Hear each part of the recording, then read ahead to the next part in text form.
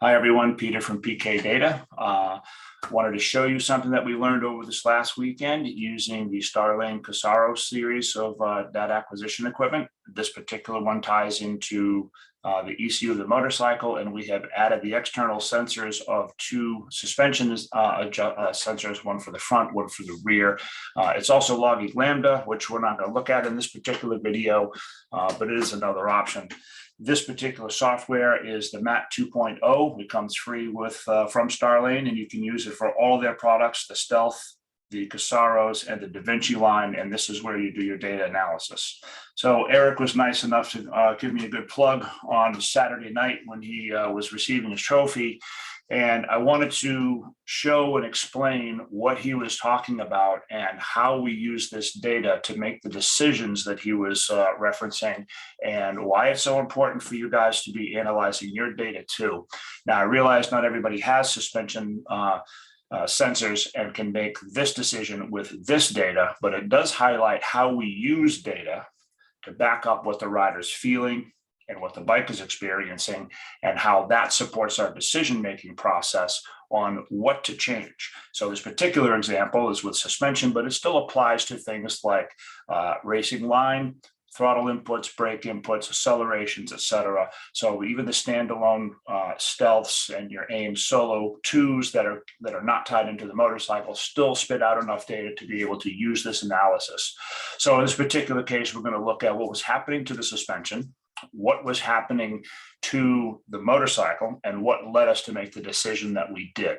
So the symptom was that as he exited turn 3 and was transitioning from the flat going across the NASCAR back straight and transitioned back onto the road course, that the motorcycle would move, and it would move enough so that it would actually begin to spin the rear tire, and he would have to roll out of the throttle, recover the motorcycle, and then roll back in the throttle to continue the drive. And at first he said, well, that's a squat, and we should probably be adjusting the low speed compression of the shock for that. But when we looked at the data, we realized how fast things were happening. And I said, well, that's a high speed movement, so let's adjust the high speed adjuster. And it turned out to be the right decision. So we'll take a look at what we looked at on the screen, and I'm going to layer some more channels and explain how we add them in so that you can see what's going on, why we made that decision, and what the result was. So if you look at the screen here where I have my cursor, these two big spikes in red and in blue are the rear shock in red and the front fork in blue. And this pink line right here is engine RPM.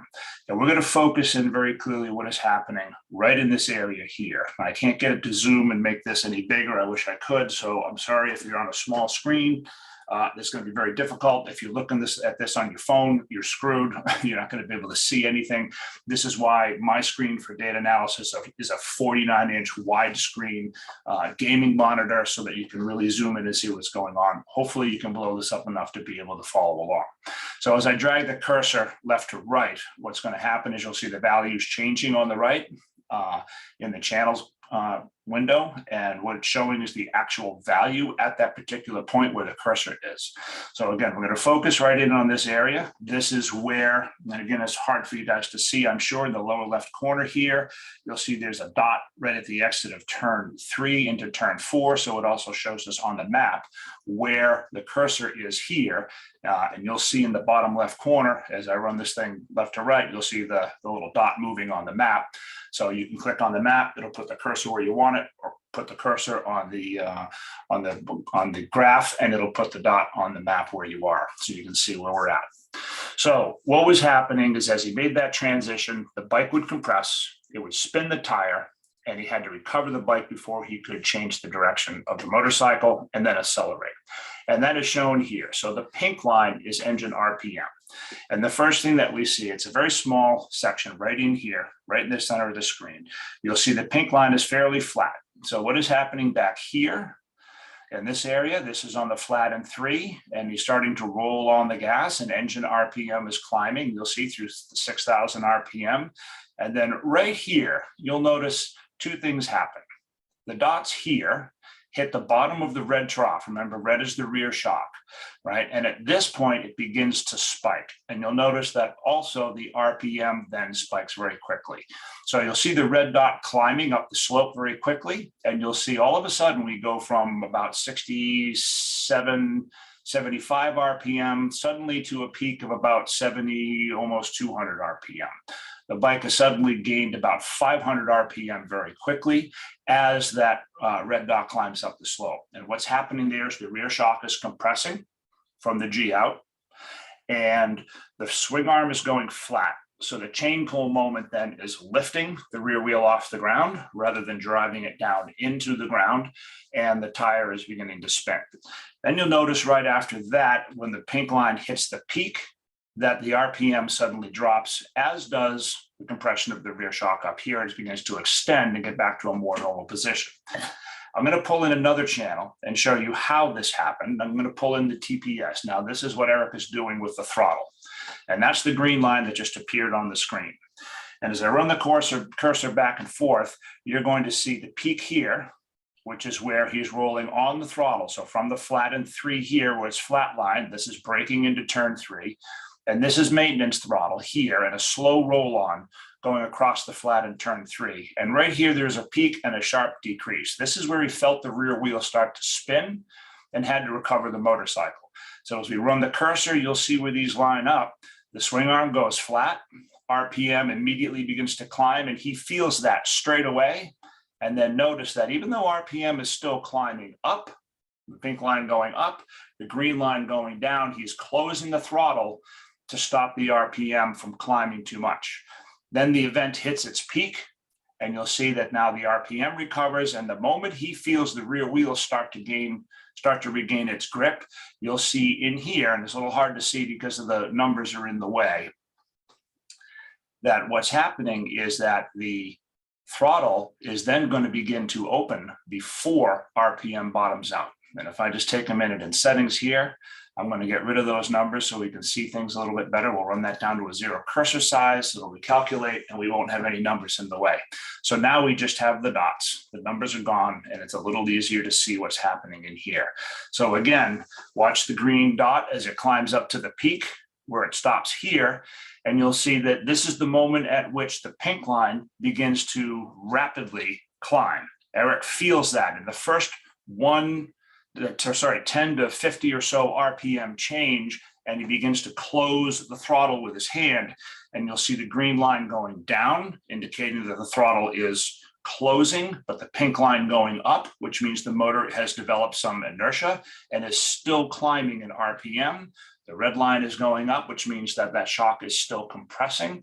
The blue line you'll see is also compressing. That is the fork. And then everything reaches its peak and begins to return. And again, interesting, as I said, right here, if you look at the green line, you will see that the green line bottoms out and he begins to open the throttle before RPM has finished bottoming out. And I'm going to bring in another channel now, the rear wheel speed here. And I've blown that up a bit. And what you're going to see as we begin to relate all these together is that the throttle closes, RPM and speed, which are pink and white respectively, are continuing to climb and accelerate as the throttle closes. And then you will see that the speed of the rear wheel, the white line, peaks. And the moment it rolls over and begins to decelerate, Eric feels that, and he immediately opens the throttle again, even before RPM has finished coming down. And rear wheel speed has finished coming down. The throttle is now opening and he's beginning to accelerate the motorcycle. And there's another little slip right in here where he catches it again and then continues the roll on. But what the event was that set that all off, if we go back here, right at this trough at the bottom of the red line, right in this area here in the center of the screen, this is where the rear suspension begins to compress and it sets off all of this. And what led us to the decision of high-speed compression versus low-speed compression is when we look at the time, the amount of time during which all of this takes place. So I'm going to switch this bottom axis here, the x-axis, which is now distance, and we're going to go to time. And at the moment, the time here is 25.66 seconds from the beacon. And when all of this is done and over, and the throttle is returning to roll on again, we're at 26.42. So again, from 25.6 to roughly 26.4, or about 0.8 seconds, the entire event takes place. Specifically, the shock movement takes place between here at about 25.6 seconds, and it has pretty much recovered at about 26.1. So the shock event that set all of this off was at about 0.6 seconds. And the amount of stroke that the motorcycle went through ended up being somewhere in the range of about 144 millimeters per second to make that happen. That's a high speed movement. So when we looked at the data, we said, that's a high speed movement. That needs a high speed compression adjustment in order to correct that. So this is what led us to the decision. This is why the data is so important. And I want to show you something else in here. I'm going to turn off a couple of channels real quick. I'm going to turn off the rear wheel speed here, and I'm going to turn off the throttle for a moment. And we're going to just turn off the two suspension channels. And what I'm going to bring in is GPS speed and G long, and we'll turn off RPM too. And what these two are is in the same section of racetrack, what you're seeing is the yellow line is the speed of the motorcycle. And the more jagged looking sort of light blue line, that is the acceleration of the motorcycle. And the dotted line here in the middle is 0. So when this blue line here, because there's positive and negative acceleration. So a negative acceleration means you're actually slowing down. Anything above that line, even though the line is going down, you're not slowing down, you're just going faster at a slower rate. And you'll see right in here, this is where the area that we were focused on right in here, you never slowed the motorcycle down, he just went faster at a slower rate.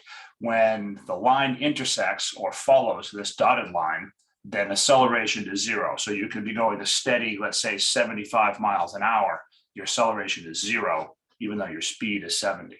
So here, anything above the line, the motorcycle is still going faster and faster. This is just the rate at which it's gaining and losing speed. So losing speed is below the line, gaining speed is above the line. Something that we'll look at in another video later on, where we'll actually go ahead and look at those together. So we can actually see RPM and accelerations, and you'll see what happens to the acceleration of the motorcycle with speed and RPM as well. They're not necessarily directly related, because acceleration is a force and speed is a result of that force. So hopefully this explained what Eric said over the PA. It's a little complex, I know, but this is the kind of thing that you should be looking at with your data. This is why it's important to check it every single outing. You know what happened in that outing. You can make a note in your comment section. You can go directly to a specific time and place and see what happened on the data, and it'll back up what you're feeling. So remember what I always say, use your data, look at your data. It's important. Data is knowledge. Knowledge is power. Power is money, and money is tires.